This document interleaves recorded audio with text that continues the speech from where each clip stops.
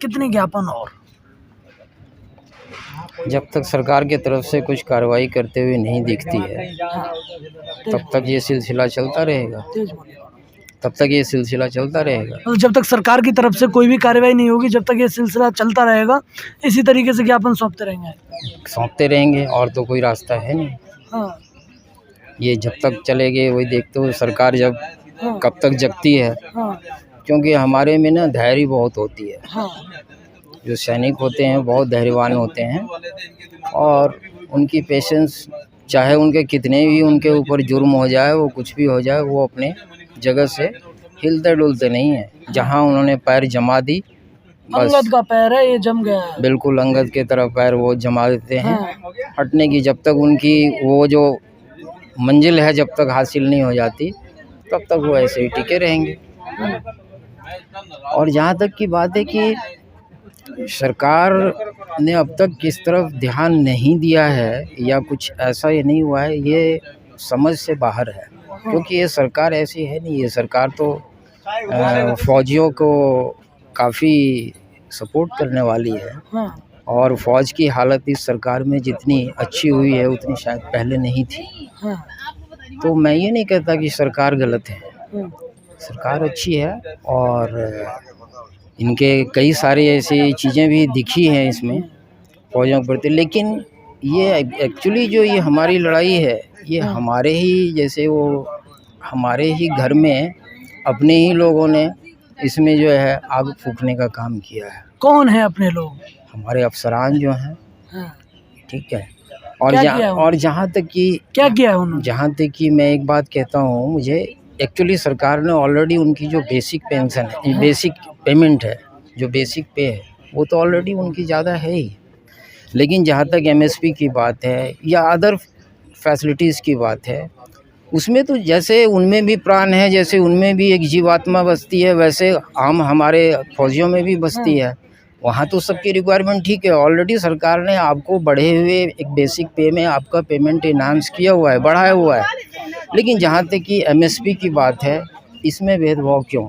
Rank की तरह rank की जहाँ तक यही चीज़ें हमारे यहाँ ये बात लोग कुछ लोग कहते भी हैं कि सचमुच में अंग्रेज़ तो यहाँ से चले गए, लेकिन अंग्रेजियत जो है अभी तक यहाँ गई नहीं है। कौन अंग्रेजियत कर रहा है? हमारे अफसरान हैं जो एक अंग्रेज अफसरान की तरह व्यवहार करें। लगते ही नहीं है कि वो इंडियन है, लगते ही नहीं है वो इंडियन है। आप बहुत बड़ा क्लेम कर रहे हैं कि आपको लगता नहीं कि आपके जो अफसर हैं वो इंडियन हैं, आपको लगता नहीं है? यही चीज़ें अगर आप यूएस एयरफोर्स की बात में बता रहा हूँ, यूएस एयरफोर्स की बात में वहाँ जो अफसर होते हैं और जो हमारे इंडियन एयरफोर्स में, इसमें कितना फ़र्क है आप देख लेना।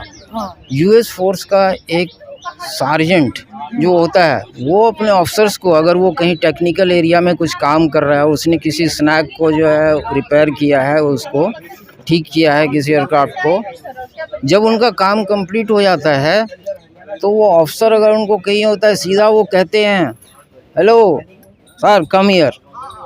लेकिन यहाँ पे कैसा है, हम वो नहीं कह सकते। और उनके ऑफिसर दौड़ के आते हैं वहाँ पे ऑन द स्पॉट आके चेक करते हैं। और हमारे में क्या है, हम ही उसको ठीक करेंगे और हमने जैसा रिपोर्ट उनको लिख करके दे दिया, वो अपने कैबिन में बैठे हैं, उनको कोई वहाँ जाके बस उनको सिर्फ वो हमारे जो इसमें है डिफेंस में जो है ऑफिसर जो है वो एक साइनिंग अथॉरिटी है सिर्फ, बाकी सारा काम तो जवान एंड जेसीओस करते हैं। तो और जब कोई प्रिविलेज की बात आती है, जब कुछ ये आती है तो उसमें सारा प्रिविलेज पहले वो लेके जाते हैं और हमें ऐसे ही छोड़ देते हैं। वही तो हुआ है, इसी के लिए तो लोग यहाँ बैठे हुए हैं। 102 दिन हो गए आज, अभी भी यहाँ पे कुछ संख्या में यहाँ पे लोग आते रहते हैं, बैठते रहते हैं, अपनी बातें शेयर करते रहते हैं। तो ये चीज़ें नहीं होनी चाहिए थी। सरकार को इसके लिए मैं कहीं दोषी नहीं मानता। दोष जो है सारे हमारे ही इसमें है। उन्होंने जो है उन्होंने मौका परस्ती अपना दिखाया, जैसे उनको मौका लगा वो सारे प्रिविलेज वो लेके चले गए और हमें जैसे सरकार दोषी कैसे नहीं है? आप ये कैसे कह सकते हैं? फाइनली आपको दिया किसने?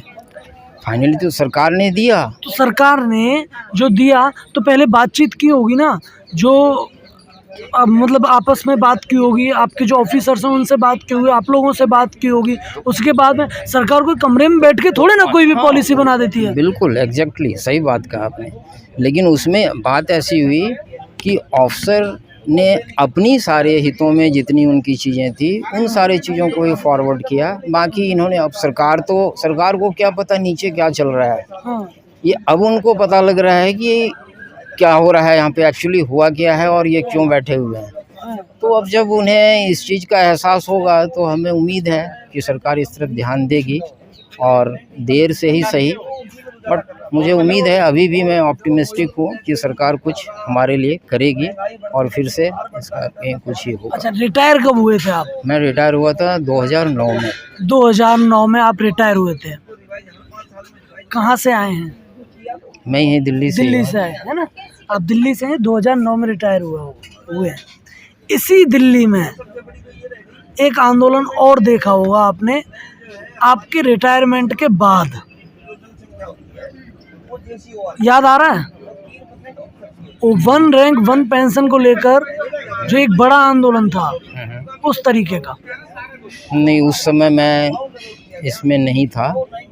उस समय अच्छा सर, मैं आपको क्लियर कर देता हूँ। मुझे इसकी जानकारी एक आंदोलन हुआ था जनरल सतवीर की अगुवाई में, उसके बारे में तो आपको जानकारी होगी, जिसके बाद में आपको 1 रैंक 1 पेंशन मिली। मैं सुना करता था, लेकिन मैं इसमें इन्वॉल्व नहीं था। इन्वॉल्व नहीं थे। मैं एक्टिवली कभी स्पॉट पे गया नहीं था। तो आज आप पहली बार आए हैं? नहीं, मैं कई बार आया हूँ यहाँ पे, हाँ, और आता रहता हूँ बीच बीच में। रेगुलर नहीं आता हूँ, बट मैं आता रहता हूँ हाँ, अपने फौजी भाइयों का हालचाल लेने के लिए, किस स्थिति में है, कैसे हैं, क्या है। जो अपने से बन पाता है वो मैं इनको सहयोग करता हूँ, फिर चला जाता हूँ यहाँ बैठ के जब मुझे फुर्सत मिलती है।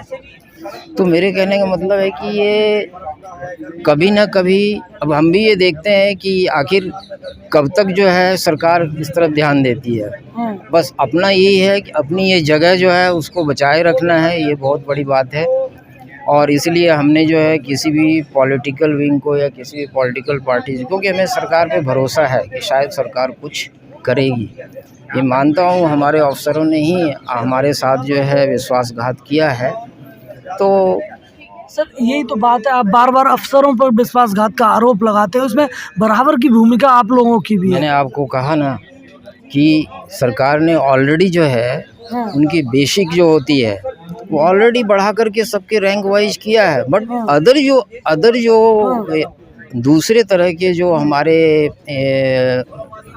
क्या कहते हैं वो हाँ, जो भी मिलते हैं, हाँ, जैसे एमएसपी हो गया या मेडिकल फैसिलिटी, उसमें तो सब एक ही है। ऑल आर ह्यूमन बीइंग, सभी जो है इंसान ही हैं। हाँ, तो जो उनको चाहिए वो हमें भी चाहिए, और पेमेंट बेसिक आपका ऑलरेडी सरकार ने दे दिया है। हाँ, तो लेकिन फिर भी इनको जो वहाँ संतोष नहीं है, वो चाहते हैं हमारा भी ठीक है। फिर भी अगर मान लिया हमने तो, लेकिन ये बहुत ज़्यादा डिफरेंस है, इतनी ज़्यादा डिफरेंस नहीं होनी चाहिए। मामूली डिफरेंस हो तब भी हम लोग ठीक है मान सकते हैं, लेकिन उन्होंने बहुत ज़्यादा डिफरेंस कर दिया है, ये चुभता है हमें। सैलरी का भी तो डिफरेंस है। सैलरी का डिफरेंस तो चलो होना चाहिए, क्योंकि उनकी जो है उस तरह की क्वालिटी है या वो उस तरह से उनकी जिम्मेवारी है, वो तो ठीक है, वो तो होता है रैंक वाइज, इसलिए तो यहाँ पे रैंक भी बने हुए हैं अलग अलग। ठीक है, उससे मैं एग्री हूँ, कोई बात नहीं। इसलिए मैं बार बार कह रहा हूँ कि बेसिक पे और उस पर डीए जो है उनसे ऑलरेडी उनकी पेमेंट बढ़ जाती है, हाँ, लेकिन उसके बाद भी बाकी सब चीज़ें तो सेम होनी चाहिए, ये मेरे कहने का मतलब है। और उसी के लिए हम जो है यहाँ बैठे हुए हैं। क्या उम्मीद है, कितना टाइम और लगेगा? देखो, मैं तो आप जैसे पहले भी आपने भी कहा कि ये अंगद का पैर है, जम ठीक गया है, जम गया है, और इसको उखाड़ फेंकने में बहुत ही ताकत चाहिए, उतना आसान नहीं है इसको उखाड़ फेंकना। और जब तक हमें वो मंजिल मिल नहीं जाती तब तक हम यहाँ पे अड़े रहेंगे, ऐसे ही आते रहेंगे, जब बैठते तक रहेंगे। मंजिल मिल नहीं जाती, जब तक जो अंगद का पैर है वो इसी तरीके से अड़ा रहेगा, टिका रहेगा, अडिग है ये। अड़िग है। चलिए, धन्यवाद।